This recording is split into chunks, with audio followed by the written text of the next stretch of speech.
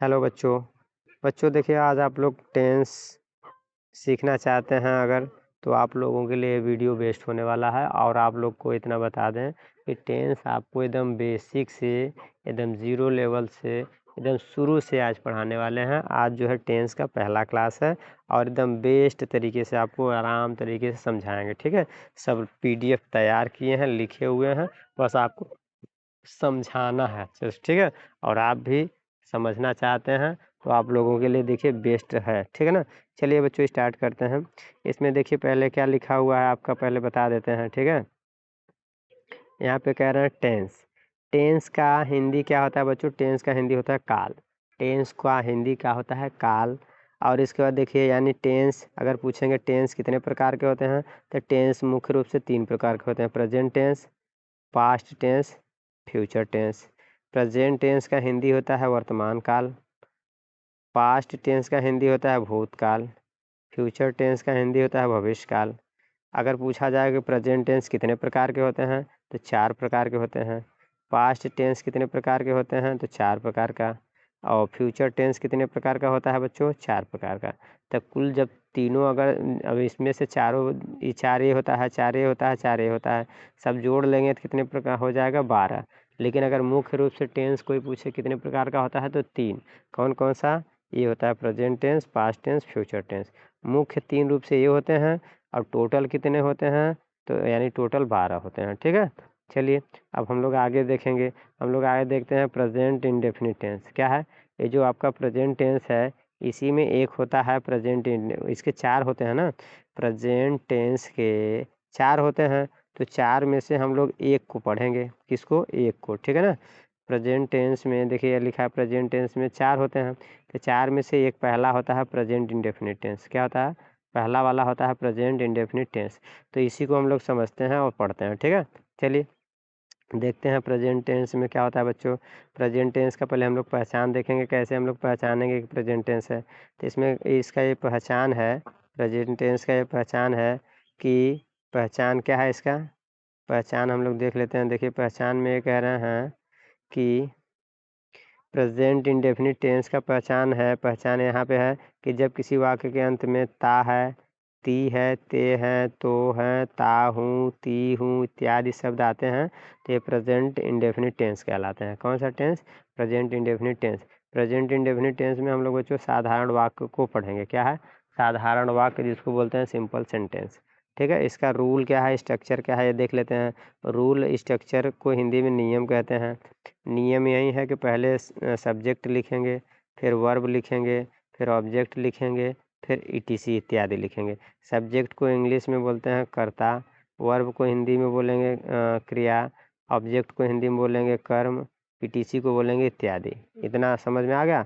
अब देखिए, अगर सब्जेक्ट आपका एक वचन है, सब्जेक्ट यहाँ पे जो लिखा है, सब्जेक्ट अगर एक वचन रहेगा, तो उस एक वचन में क्या क्या होता है? ही, सी, इट, दिस, दैट, मोहन, या कोई सोहन, रोहन, एक एक अगर सिंगल नाम है तो वो जो है एक वचन में आएगा।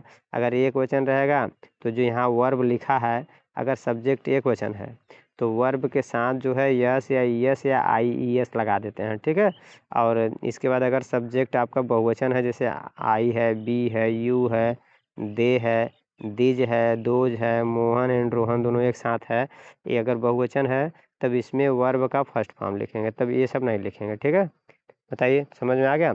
चलिए अब आगे हम लोग देख लेते हैं। आगे देखिए क्या है, जैसे में हम लोग देखेंगे, अब समझेंगे बच्चों। देखिए जैसे में लिखा है, मैं इंग्लिश पढ़ाता हूँ, मैं इंग्लिश पढ़ाता हूँ। तो मैं का अंग्रेजी, मैं का देखिए, मैं इंग्लिश पढ़ाता हूँ, तो इसका इंग्लिश बनाएंगे तो क्या बनाएंगे? मैं इंग्लिश पढ़ाता हूँ का I teach English, I teach English, मैं इंग्लिश पढ़ाता हूँ। नेक्स्ट देखिए लिखा है, तुम अंग्रेजी पढ़ते हो, तुम अंग्रेजी पढ़ते हो का यू रीड इंग्लिश, क्या हो जाएगा बच्चों? You read English. नेक्स्ट देखिए, मैं अंग्रेजी पढ़ाता हूँ, तो आई रीड इंग्लिश, क्या हो जाएगा? I read English. नेक्स्ट है, वह अंग्रेजी पढ़ता है, वह अंग्रेजी पढ़ता है का ही रीड्स इंग्लिश। इसलिए कि ही एक वचन है, तो इसकी वजह से यस लग जाएगा बच्चों यहाँ पे। ठीक है ना, तो ही रीड्स इंग्लिश। और यहाँ पे लिखे वह अंग्रेजी पढ़ती है, तो वह माने महिला है, तो यहाँ सी लिखेंगे, सी एक वचन है, इसके में भी वर्ब में यस लग जाएगा, तो सी रीड्स इंग्लिश हो जाएगा। इसके बाद आप अंग्रेजी पढ़ते हो, आप हो तो यू रीड इंग्लिश, क्या हो जाएगा, यू रीड इंग्लिश। आप अंग्रेजी पढ़ते हो, यू रीड इंग्लिश। नेक्स्ट देखते हैं बच्चों, नेक्स्ट देखिए क्या है आपका। नेक्स्ट है वे अंग्रेजी पढ़ते हैं। वे अंग्रेजी पढ़ते हैं तो वे का अंग्रेजी दे, और इसको दे रीड इंग्लिश हो जाएगा। दे इसलिए बहुवचन है, इसलिए दे रीड इंग्लिश। मैं अंग्रेजी पढ़ती हूँ तो मैं है, और यहाँ पे इसलिए ती है तो महिला है, तो इसलिए सी रीड्स इंग्लिश हो जाएगा, सी रीड्स इंग्लिश। नेक्स्ट देखेंगे, तुम अंग्रेजी पढ़ती हो, तुम तो यहाँ पढ़ती हो तो इसलिए सी रीड्स इंग्लिश, सी रीड्स इंग्लिश। नेक्स्ट है देखिए, हम अंग्रेजी पढ़ते हैं तो हम का अंग्रेजी बी, और इसके बाद पढ़ना का रीड, और अंग्रेजी का इंग्लिश, तो वी रीड इंग्लिश हो जाएगा। नेक्स्ट देखिए, मोहन अंग्रेजी पढ़ता है तो मोहन कोई लड़का है मोहन, और पढ़ना रीड्स, मोहन एक वचन है तो इसकी वजह से रीड्स हो जाएगा, और English Mohan reads English. Next देखेंगे, वे अंग्रेजी पढ़ते हैं, वे अंग्रेजी पढ़ते हैं तो वे का these read English, these read English. Next देखते हैं बच्चों, नेक्स्ट देखिए आपका क्या है, मैं खेलता हूँ आई प्ले। वह देखती है तो वह है स्त्री है तो सी लुक्स, क्या हो जाएगा, सी लुक्स, वह देखती है। नेक्स्ट है, तुम हंसते हो तो तुम हंसते हो, यू लॉफ। इसके बाद वह नाचती है तो सी हो जाएगा, सी डांसेस।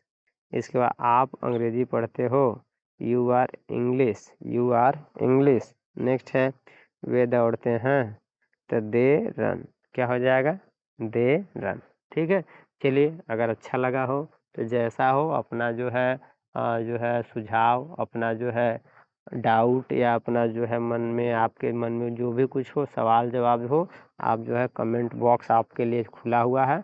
आप जब भी एनी टाइम 24 आवर कोई भी आपके मन में डाउट है अपना सुझाव बता सकते हैं। ठीक है, चलिए थैंक यू लास्ट तक वीडियो को वॉच करने के लिए।